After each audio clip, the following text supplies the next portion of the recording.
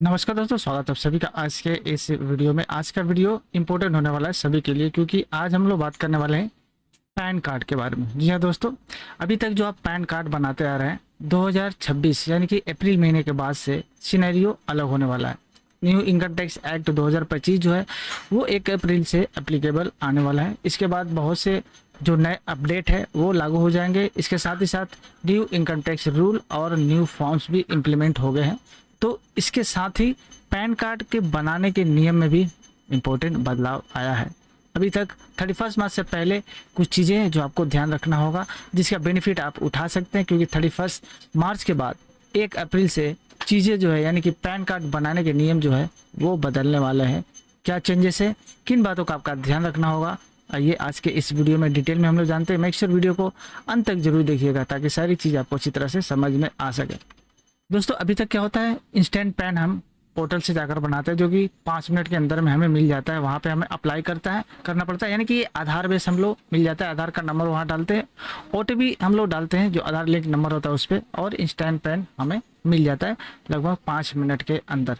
लेकिन अब क्या है, अप्रैल महीने के बाद से न्यू इनकम टैक्स एक्ट आने के बाद जो है नए नियम के अनुसार ये चीज़ें अब उतनी आसान नहीं रहेगी, यानी कि पैन कार्ड बनाना अब उतना आसान नहीं रह जाएगा। वेरिफिकेशन का लेवल जो है वो चेंज होने वाला है, बढ़ने वाला है। फॉर्म जो नए हैं वो भी बदल गए, यानी कि जो अभी तक फॉर्म आप भरते हैं जो 31 मार्च तक भरेंगे 49A, अब उसके जगह में फॉर्म नया आ गया है, फॉर्म 93। तो अब क्या है, 49 के जगह पे यानी कि 49A की जगह पे अब क्या है, फॉर्म 93 जो है न्यू इनकम टैक्स एक्ट 2025 में अब आपको नए पैन के लिए भरना पड़ेगा। बेस वेरिफिकेशन क्या रहेगा, पहले आधार हुआ करता था, सिर्फ आधार के बेसिस पे पैन कार्ड अलॉट होता था। अभी क्या है, आधार के साथ साथ आपको सपोर्टिंग मैंडेटरी डॉक्यूमेंट भी आपको देने पड़ेंगे। डीओबी के जो प्रूफ है उसमें बदलाव आए हैं। अभी तक आधार एक्सेप्ट होता था, उसके बेसिस पे आपका डीओबी जो है वो वेरीफाइड हो जाता था, लेकिन अब क्या है, आधार आपका इन एलिजिबल हो जाएगा एज स्टैंड अलोन प्रूफ, यानी कि आधार के साथ साथ आपको और भी डॉक्यूमेंट देने पड़ेंगे आपका डीओबी प्रूफ करने के लिए। कुछ एंट्रीज जो है नए फॉर्म में वो आपको ऑटो फिल होकर आएंगी, यानी कि फॉर्म 93 जब भरेंगे तो बहुत से फॉर्म जो है वो अभी क्या है, पोर्टल पे अभी नोटिफाई हो गए फॉर्म, लेकिन पोर्टल पे जैसे आएंगे आपको मैक्सिमम फॉर्म जो ऑनलाइन मिल जाएंगे। लेकिन जब ये 93 फॉर्म आप भरेंगे नए पैन के लिए, बहुत से डाटा जो है आपको ऑटो फिल होकर आएंगे, जो कि आप चेंज नहीं कर सकते। वो ऑटो फिल होंगे, पहले आपका आधार वगैरह से आपका पुल होगा डाटा यहाँ पे इस एंट्री में। अब क्या होता है कि आधार स्टैंड अलोन प्रूफ डीओबी के लिए और अदर पर्पस के लिए मांगा जाता था, जिसके बेसिस पे आपका पैन मिल जाता था। लेकिन अब क्या है, आधार को स्टैंड अलोन प्रूफ नहीं समझा जाएगा, इसके साथ साथ और भी अदर रिलेटेड रिलेवेंट डॉक्यूमेंट आपको देने पड़ेंगे अगर आप नया पैन कार्ड बनाने जाएंगे तो अप्रैल महीने से कौन कौन से नए डॉक्यूमेंट जो है वो आपके डेट ऑफ बर्थ को प्रूफ करेंगे। कौन कौन से डॉक्यूमेंट आप दे सकते हैं, जैसे कि बर्थ का सर्टिफिकेट आप दे सकते हैं डीओबी प्रूफ करने के लिए, वोटर कार्ड आप दे सकते हैं, मेट्रिकुलेशन यानी 10th पास का सर्टिफिकेट आप दे सकते हैं, ड्राइविंग लाइसेंस आपसे मांगा जा सकता है। इसके बाद मजिस्ट्रेट एफिडेविट आप करवा सकते हैं, एफिडेविट आपका नाम का करवा सकते हैं। वैलिड पासपोर्ट है वो भी आप दे सकते हैं, यूज़ कर सकते हैं, या फिर कोई भी ऑफिशियल गवर्नमेंट आईडी आप यूज़ कर सकते हैं जो आपका डेट ऑफ बर्थ जो है वो वेरीफाई और कंफर्म करे। फॉर्म नंबर 93 जिसमें कुछ डाटा जो है ऑटो फिल आएगा, जैसे कि एप्लीकेंट का नाम और पेरेंट्स का नाम, जो आप क्या है आपका ऑटो जो पहले से आधार बेस है डाटाबेस से पुल होकर आएगा। यहाँ पे आप उसे एडिट नहीं कर पाएंगे, ये ऑटो फेच होकर आएगा। यहाँ पे आपका पेरेंटल चॉइस दिया जाएगा कि आप अपने कार्ड पे पेरेंट्स का नाम किसका, फादर या फिर मदर किसका नाम पेरेंट्स आप प्रिंट करवाना चाहते हैं, वो आपको यहाँ पे ऑप्शन दिया जाएगा, वहाँ से आप चूज कर सकते हैं।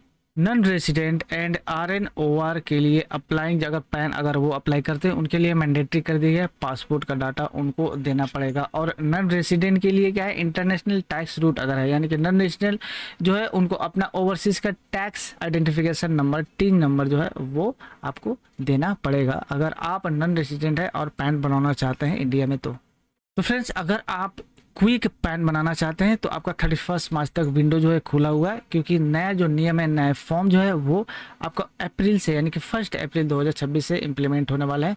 तो अगर आप अभी के हिसाब से, अभी के रूल से इंस्टेंट पैन बनाना चाहते हैं तो पोर्टल पे अभी जैसे बन रहा है अभी तक, वैसे आप बना सकते हैं। यानी कि वहाँ पे जाकर सिर्फ आप अपना आधार नंबर देंगे, उसके बाद आधार से जो लिंक नंबर होगा उस पर OTP आएगा और OTP देकर आप वहाँ से अपना इंस्टेंट पैन जनरेट कर सकते हैं।